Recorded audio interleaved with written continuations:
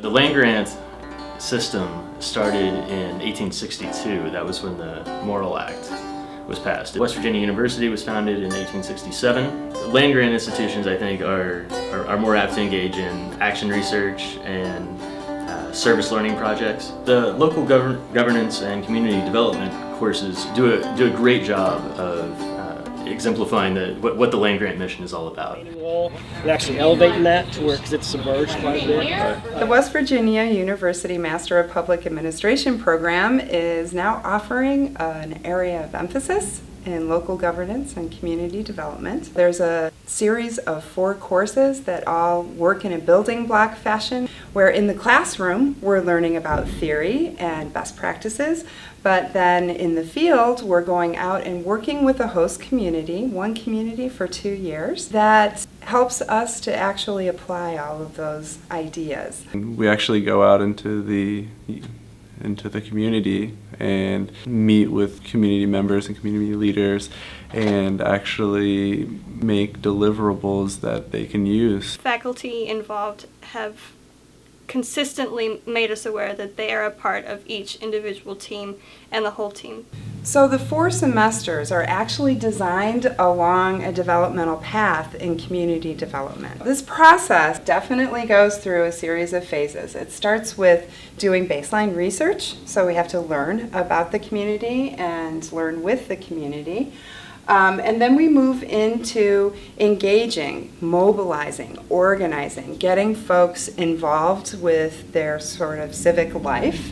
And from there, we can actually get people at the table to do some visioning and planning together. And then finally, we can move from planning into action. What attracted me to the local governance and community development course set was that I thought it'd be a really good way to strengthen my theoretical background while also getting a better handle on the applied work. The first phase that we call the learning phase is the local governance class. So we're looking at this entire picture of how governance works in the 21st century. We're building a community profile about all of these socioeconomic aspects of whatever community we're working with. We use a civic index survey that was developed by the National Civic League, and that helps kind of get the pulse of what's happening politically in the community.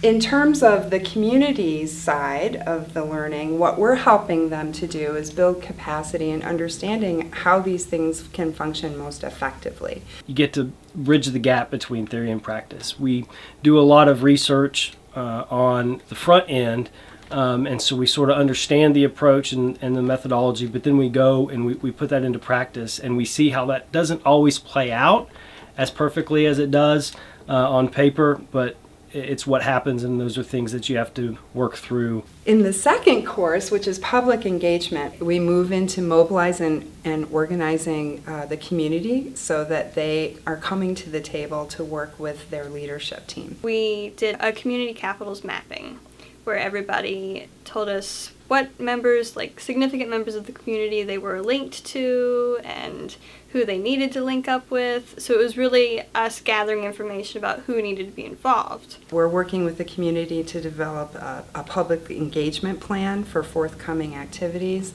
And at the very end of the semester, taking all of those facilitation skills that you've learned during the class, we go out into the community and the students facilitate community conversations. So what we're going to do is we're going to talk about quality of life. And I want you all to write on 3 different sticky notes what your ideal Ravenswood would be 10 years from now. The results are analyzed and presented to the community in a report.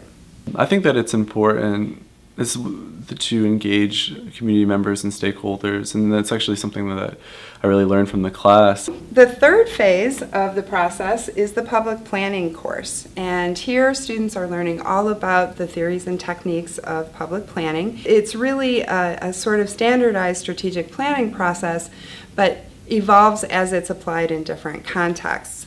And so the plans that we're developing start with the results that we got from the community conversations and then are built upon. So we're doing a lot of field inventory work and again holding participatory planning sessions with the community. We put on a charrette where we were looking to gather information from the community, find out what kind of things they were really interested in, areas that they thought were in need of help, and assets in the community, and how we could kind of use those to decide moving forward what the city should focus on. So the difference between where you are now and your ideal?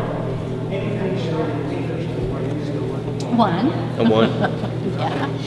So in this way, the students are experts on tap. Again, taking that public service perspective forward of participatory democracy, we're there to facilitate the community creating its own plan. Going good. What characteristics would you identify as the housing market in Ravens? We produced deliverables like comprehensive plans for the community we did in one course, and then also actual projects that identify funding sources, technical sources. So the very last course, we help the community move into action. It's called Sustainable Community Development, and so in this course we're learning all about the theories and practices of doing that. So how do we develop communities in a sustainable fashion, where we're looking at this big landscape of what does sustainability mean and what is community development. At the practical level, the hands-on research that we're doing is very, very project or program specific. My background is in forestry, but having that background, I got to participate in the conservation of open space planning elements, where I could draw from my previous experience of conservation easements and right-of-ways and property rights. And it was a nice opportunity to sort of bridge some previous learning experiences right into some new material and look at it from a new way.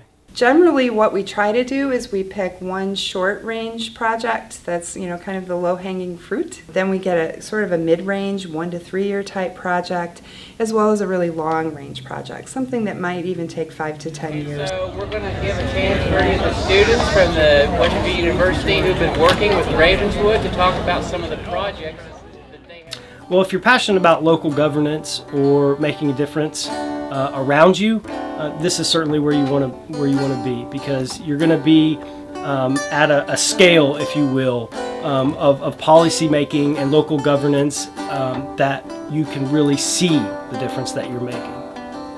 You're learning how to take theoretical ideas and really condense them down into the applied work that's happening in the communities that we're working in. Growing up, I had always wanted to know how my circumstances of the area where I came from could be changed, and I found that with this program.